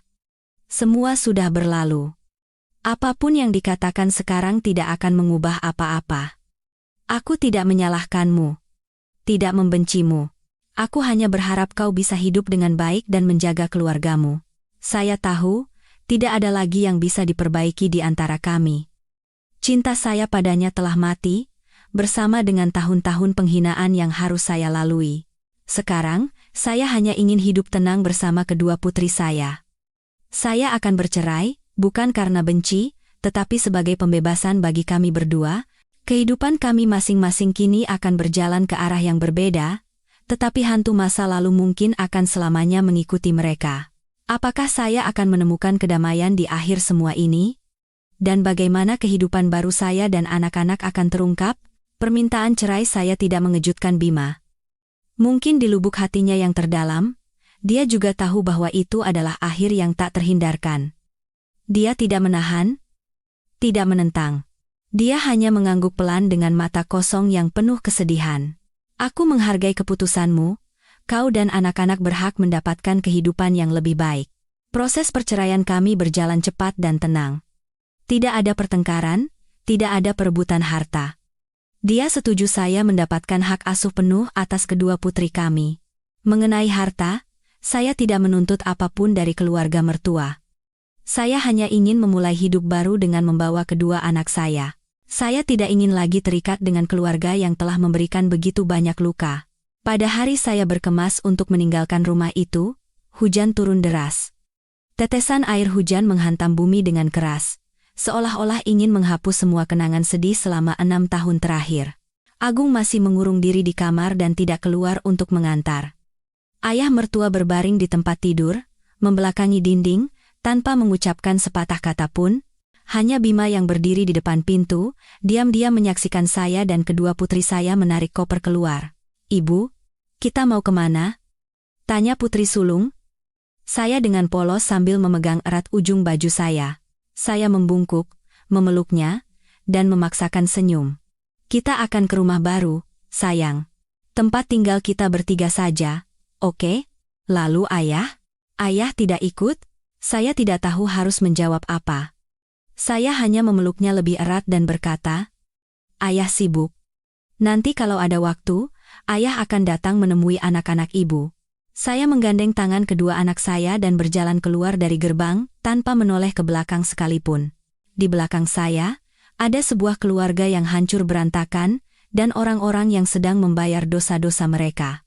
Di depan saya, terbentang masa depan yang tidak pasti dan penuh tantangan, tetapi saya tidak takut. Selama kedua putri saya ada di sisi saya merasa bisa melakukan apa saja. Saya menyewa sebuah apartemen kecil di pusat kota. Tidak besar, tetapi nyaman dan bersih. Itulah rumah kami yang sesungguhnya. Saya mulai mencari pekerjaan baru. Beruntung, berkat ijazah sarjana dan pengalaman kerja saya cepat mendapatkan pekerjaan sebagai staf akuntansi di sebuah perusahaan asing. Gajinya tidak terlalu besar, tetapi cukup untuk kami bertiga hidup dengan layak. Kehidupan baru tidaklah mudah. Saya harus menyeimbangkan antara pekerjaan dan mengurus anak. Terkadang saya lelah hingga rasanya mau pingsan. Tetapi setiap kali melihat wajah ceria anak-anak, semua kelelahan saya lenyap. Mereka adalah sumber kekuatan terbesar saya. Anak-anak saya juga sangat pengertian. Mereka belajar mandiri, membantu pekerjaan rumah, dan tidak pernah merengek atau menuntut apapun.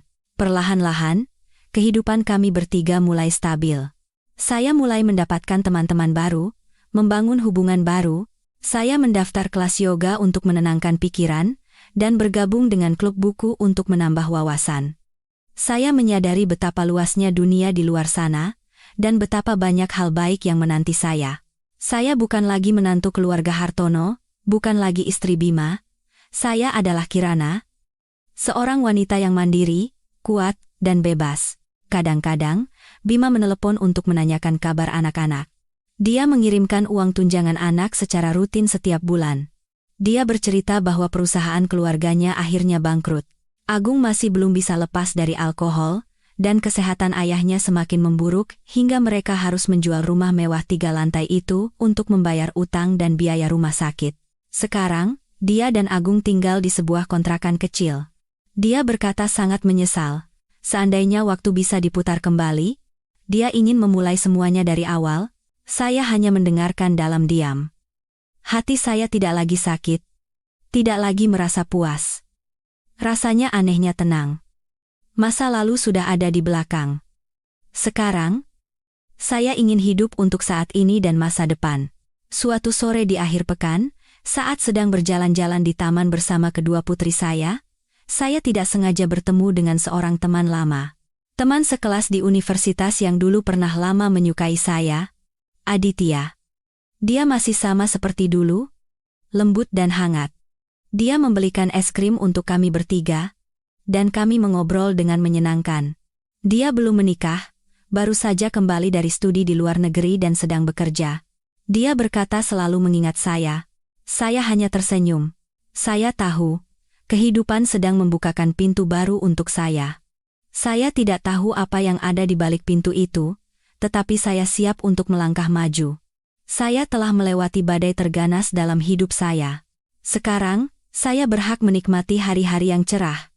Hidup memang tidak selalu seperti dongeng, tetapi setelah setiap hujan, langit pasti akan cerah kembali. Dan saya percaya, di ujung jalan, kebahagiaan sedang menanti saya. Apakah saya akan bisa membuka hati untuk menerima perasaan baru? Dan akankah kebahagiaan sejati tersenyum pada saya dan anak-anak? Pertemuan tak sengaja dengan Aditya di taman hari itu menjadi titik balik dalam hidup saya. Awalnya, saya hanya menganggapnya sebagai teman lama yang sudah lama tidak bertemu. Kami sesekali bertukar pesan, membicarakan pekerjaan dan kehidupan. Tetapi seiring berjalannya waktu, saya menyadari bahwa perhatiannya yang tulus dan hangat perlahan-lahan meresap ke dalam hati saya yang beku. Aditya adalah pria yang berbeda dari Bima. Dia tidak memiliki penampilan yang mencolok atau kata-kata yang manis, tetapi dia memiliki hati yang tulus dan bahu yang kokoh. Dia selalu ada di sisi saya, mendengarkan semua keluh kesah dan kegembiraan saya. Dia bermain dengan anak-anak saya, mengajari mereka pekerjaan rumah, dan membawa mereka ke taman. Semua itu dia lakukan dengan begitu alami, tanpa pamrih, seolah-olah dia sudah menjadi bagian dari keluarga saya sejak lama. Kedua putri saya juga sangat menyukainya. Mereka memanggilnya Om Adit dan selalu berceloteh tentang apa yang terjadi di sekolah. Melihat anak-anak tertawa ceria di samping Aditya, hati saya pun menjadi hangat. Setelah sekian lama, saya kembali merasakan keutuhan sebuah keluarga. Tetapi, saya masih ragu. Luka hati dari pernikahan yang hancur belum sepenuhnya sembuh. Saya takut akan terluka lagi. Takut bahwa saya, dengan 2 orang anak, tidak akan bisa memberinya kebahagiaan. Saya mencoba menjaga jarak darinya, mencoba menyangkal perasaan saya sendiri. Suatu malam, setelah kami menonton film bersama anak-anak, Aditya menahan saya. Dia menatap lurus ke mata saya dan berkata dengan suara tulus, "Kirana, aku tahu betapa banyak penderitaan yang telah kau lalui. Aku tahu kau masih takut. Tapi aku ingin kau tahu satu hal. Aku mencintaimu. Bukan karena kasihan, tapi karena kau adalah wanita yang kuat dan hebat. Aku juga mencintai kedua putrimu, dan aku ingin bersama-sama denganmu merawat dan membesarkan mereka. Beri aku kesempatan, Kirana. Biarkan aku menjadi pagar yang kokoh untuk keluarga kecil kita." Saya tidak bisa menahan air mata. Kata-katanya seperti hujan hangat yang membasahi jiwa saya yang kering. Untuk pertama kalinya dalam bertahun-tahun, saya merasa dicintai dan dihargai. Dalam tangis bahagia, saya mengangguk. Pernikahan kami dilangsungkan tidak lama setelah itu.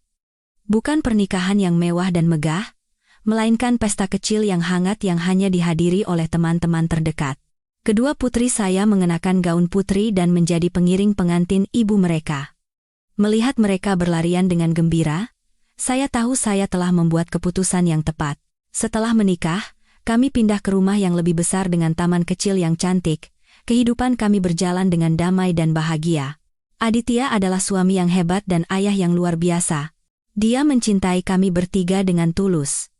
Tidak pernah sekalipun dia membuat saya merasa sedih, dan selalu menjadi perisai yang melindungi saya dari semua badai kehidupan. Suatu hari, saya mendengar kabar bahwa kakak ipar saya telah dibebaskan bersyarat, katanya, karena berkelakuan baik selama di penjara.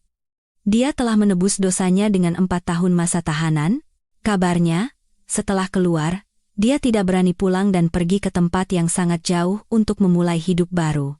Tidak ada yang tahu di mana dia berada, atau apa yang dia lakukan. Agung, setelah melewati masa-masa keputusasaan, akhirnya bangkit kembali. Dia menjalani rehabilitasi alkohol dan mendapatkan pekerjaan baru. Dia masih hidup sendiri dengan tenang, sesekali menelepon untuk menanyakan kabar anak-anak saya. Dia berkata menyesal tidak bisa menjadi ayah yang baik. Keluarga mantan mertua saya benar-benar hancur. Ayah mertua meninggal setelah lama sakit, dan Bima, setelah perusahaan bangkrut, kabarnya bekerja sebagai kuli bangunan untuk menyambung hidup. Dia hidup sebatang kara. Katanya dia masih belum bisa melupakan saya dan selalu menyalahkan dirinya sendiri atas kesalahan di masa lalu. Mendengar berita-berita itu, tidak ada gejolak apapun di hati saya. Semua kebencian dan dendam di dalam diri saya telah hilang seiring berjalannya waktu. Kini, saya hanya punya satu keinginan, hidup damai dan bahagia bersama keluarga kecil saya. Suatu sore di musim gugur, saya sedang duduk di taman bersama Aditya, minum teh sambil memandangi kedua putri saya yang sedang bermain dengan gembira. Sinar matahari senja menebarkan garis-garis keemasan di atas rumput hijau. Angin sepoi-sepoi membawa aroma bunga yang lembut. Saya menyandarkan kepala di bahu Aditya dan merasakan kedamaian yang luar biasa. Saya telah melewati perjalanan panjang yang penuh duri dan air mata. Tetapi akhirnya, saya telah menemukan pelabuhan yang damai dalam hidup saya. Saya tahu, mulai sekarang dan selamanya, saya tidak akan pernah sendirian lagi. Kisah saya akan berakhir di sini. Sebuah akhir bahagia untuk seorang wanita yang dengan berani berjuang demi kebahagiaannya. Kehidupan yang tenang bersama Aditya dan anak-anak hampir membuat saya melupakan masa lalu yang menyakitkan. Saya fokus pada pekerjaan dan membangun keluarga baru saya. Hari-hari berlalu dengan penuh makna. Saya belajar untuk lebih mencintai diri sendiri dan menikmati kegembiraan kecil dalam hidup. Saya bukan lagi Kirana yang dulu, wanita yang hidup dalam ketakutan dan kepatuhan.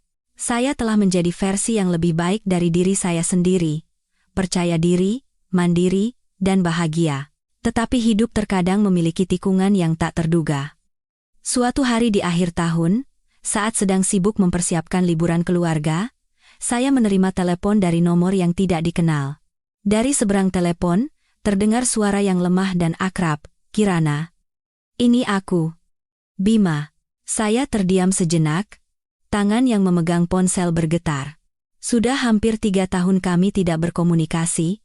Kenapa dia menelepon saya sekarang? Ada apa? Saya mencoba menjaga suara saya setenang mungkin. "Kirana." "Aku. Sepertinya aku akan segera mati." Suara Bima terputus-putus oleh batuk kering. "Aku kena kanker stadium akhir. Dokter bilang waktuku tinggal beberapa bulan lagi." Saya membeku di tempat. Berita yang begitu mendadak itu membuat saya tidak bisa bereaksi. "Apa maksudmu? Kenapa? Bagaimana bisa?" "Itu benar, Kirana." Bima mulai menangis. "Waktuku tidak banyak. Aku tidak menelepon untuk meminta maaf. Aku hanya ingin melihat anak-anak untuk terakhir kalinya. Aku rindu sekali pada mereka." Saya tidak tahu harus berkata apa. Hati saya campur aduk, tidak ada kebencian, tetapi ada rasa kasihan dan kesedihan yang tak terlukiskan. Bagaimanapun juga, dia pernah menjadi suami saya, ayah dari anak-anak saya. Saya tidak tega menolak permintaan terakhir dari orang yang sekarat. "Kau di mana?" tanya saya. Setelah mendapatkan alamatnya, saya membawa kedua putri saya untuk menemui Bima. Dia tinggal di sebuah kamar kontrakan yang kecil dan kumuh. Di dalam kamar hanya ada satu tempat tidur tua, sebuah meja kecil, dan beberapa helai pakaian yang tergantung di tali. Pria yang terbaring di tempat tidur itu kurus kering dan pucat. Penyakit telah merenggut penampilannya secara mengerikan. Dia bukan lagi pria yang gagah dan sehat seperti dulu, dia hanyalah bayangan samar yang menunggu kematian. Melihat saya dan anak-anak, Bima berusaha bangkit dengan susah payah. Matanya berbinar redup. Kirana, anak-anakku, kalian datang. Kedua putri saya awalnya sedikit canggung, tetapi melihat kondisi ayah mereka yang menyedihkan, mereka tidak bisa menahan tangis. Mereka berlari ke tempat tidur dan memeluknya erat. Ayah, kenapa ayah jadi begini? Bima memeluk mereka dengan pipi cekungnya yang basah oleh air mata. Ayah tidak apa-apa, hanya sedikit lelah. Ayah rindu sekali pada kalian. Saya berdiri di salah satu sudut, mengamati reuni yang mengharukan itu dalam diam. Saya tidak menangis, tetapi hati saya terasa seperti diiris-iris. Takdir memang kejam. Ia menghukum orang-orang yang bersalah dengan cara yang berbeda-beda. Kakak ipar harus masuk penjara, Agung harus hidup dalam kesepian. Dan Bima, dia harus menghadapi kematian dalam penyesalan dan rasa bersalah. Sejak hari itu, saya sering membawa anak-anak untuk mengunjungi Bima. Saya membuatkan makanan kesukaannya dan merawatnya di hari-hari terakhirnya. Saya melakukan semua itu bukan karena cinta yang tersisa, melainkan karena rasa kemanusiaan. Aditya pun mendukung keputusan saya. Dia berkata semua orang bisa berbuat salah, dan yang terpenting adalah bagaimana kita memperlakukan satu sama lain sebagai manusia. Pada hari Bima meninggal, hujan kembali turun. Bukan hujan deras, tetapi gerimis yang cukup untuk membuat udara semakin kelam. Pemakamannya sangat sederhana, hanya dihadiri oleh beberapa kerabat. Agung juga datang, dia terlihat jauh lebih tua dan kuyu. Dia hanya berdiri diam di salah satu sudut, mengantar kepergian adiknya. Setelah pemakaman, Agung menemui saya. Dia memberikan sebuah buku tabungan, ini semua uang yang dikumpulkan Bima seumur hidupnya. Dia ingin meninggalkannya untuk anak-anak. Terimalah, Kirana. Anggap saja ini sebagai penebusan dosa terakhir adikku. Saya mencoba menolak. Saya berkata bisa mencukupi kebutuhan anak-anak. Tetapi Agung bersikeras. Terimalah. Ini wasiat terakhir adikku. Jangan biarkan dia pergi dengan tidak tenang. Akhirnya, saya menerima buku tabungan itu. Saya akan menyimpannya dengan baik dan memberikannya kepada anak-anak saat mereka dewasa. Saya akan bercerita kepada mereka tentang ayah mereka, tentang kesalahan dan penyesalannya. Saya ingin mereka mengerti bahwa hidup tidak selalu indah, dan tidak ada manusia yang sempurna. Yang terpenting adalah kita tahu bagaimana hidup dengan welas asih. Setelah melewati begitu banyak badai, kehidupan saya akhirnya menemukan kedamaian yang sejati. Kedamaian yang bukan berasal dari balas dendam, melainkan dari pengampunan dan penerimaan. Beberapa tahun kemudian, saat putri-putri saya sudah dewasa dan memiliki kehidupan mereka masing-masing, saya dan Aditya masih tinggal dengan bahagia di rumah kecil kami dengan taman yang cantik. Kami telah melalui suka dan duka kehidupan bersama, berbagi setiap kesedihan dan kegembiraan. Cinta kami tidak lagi sepanas dulu, tetapi telah menjadi dalam dan kokoh seperti pohon tua yang akarnya menghujam jauh ke dalam tanah. Suatu sore saat sedang minum teh di taman, saya menerima sepucuk surat tanpa nama pengirim. Karena penasaran, saya membukanya. Tulisan di dalam surat itu kaku dan bergetar, tetapi saya bisa mengenalinya sebagai tulisan tangan kakak ipar saya. Untuk Kirana, saat kau membaca ini, mungkin aku sudah tidak ada lagi di dunia ini. Aku tahu aku tidak pantas menulis surat padamu, tidak pantas memohon maaf. Aku telah melakukan terlalu banyak dosa, menyakiti terlalu banyak orang. Aku telah menebusnya dengan tahun-tahun di penjara dan sisa hidup dalam penyesalan dan kesepian. Setelah bebas, aku tidak berani kembali. Aku pergi ke desa yang sangat terpencil dan hidup bersembunyi. Aku bekerja serabutan, dari mencuci piring hingga menjadi pembantu rumah tangga, hanya untuk bertahan hidup. Kehidupan yang keras ini mengajariku banyak hal. Aku menyadari bahwa uang, kehormatan, semua itu semu. Yang paling berharga di dunia ini adalah hubungan antar manusia, cinta, dan pengampunan. Aku sudah mendengar kabar tentang Bima dan ayah. Hati saya sangat sakit, tapi aku tahu itu adalah karma yang harus ditanggung oleh keluarga kita semua. Dan aku juga mendengar bahwa kau merawat Bima di saat-saat terakhirnya dan mengurus pemakamannya. Terima kasih, Kirana. Terima kasih telah menunjukkan apa artinya kemurahan hati dan kehangatan seorang manusia. Aku tidak berani memintamu untuk memaafkanku. Aku hanya ingin menyampaikan permintaan maaf yang terlambat melalui surat ini. Maafkan aku atas segalanya. Dan aku ingin mendoakanmu. Aku tahu kau hidup dengan sangat bahagia. Teruslah hidup dengan baik, Kirana. Kau pantas bahagia. Selamat tinggal, Dewi. Saat selesai membaca surat itu, air mata membasahi kedua pipi saya. Bukan karena kasihan, melainkan karena terharu. Akhirnya, kakak ipar saya pun menyadari kesalahannya. Akhirnya, dia pun menemukan kedamaian hatinya. Saya percaya, di suatu tempat, dia akan mendapatkan kehidupan baru yang lebih baik. Saya melipat surat itu dan menyimpannya dengan baik di dalam sebuah kotak kayu. Saya akan menjadikannya sebagai pelajaran bagi diri saya sendiri dan anak-anak saya kelak. Bahwa kebencian hanya akan melahirkan penderitaan, dan hanya cinta serta pengampunan yang bisa menyembuhkan semua luka. Hidup saya adalah sebuah perjalanan yang panjang. Ada hari-hari cerah, ada hari-hari hujan, ada hari-hari badai. Tetapi setelah melewati semuanya, saya belajar untuk menghadapi setiap kesulitan dengan senyuman. Saya belajar untuk mencintai dan dicintai. Saya menemukan bahwa kebahagiaan sejati dalam hidup saya tidak berada di tempat yang jauh, melainkan di sini, di rumah kecil ini, di samping orang-orang yang saya cintai, dan saya tahu, itulah akhir yang paling sempurna. Beberapa tahun lagi berlalu. Saya kini telah menjadi seorang nenek dengan rambut memutih, dan uban juga telah menghiasi kepala Aditya. Kami tidak lagi sebugar dulu, tetapi cinta kami satu sama lain masih sama. Kami saling bergantung, saling merawat di hari-hari senja kami. Putri-putri saya semuanya sukses.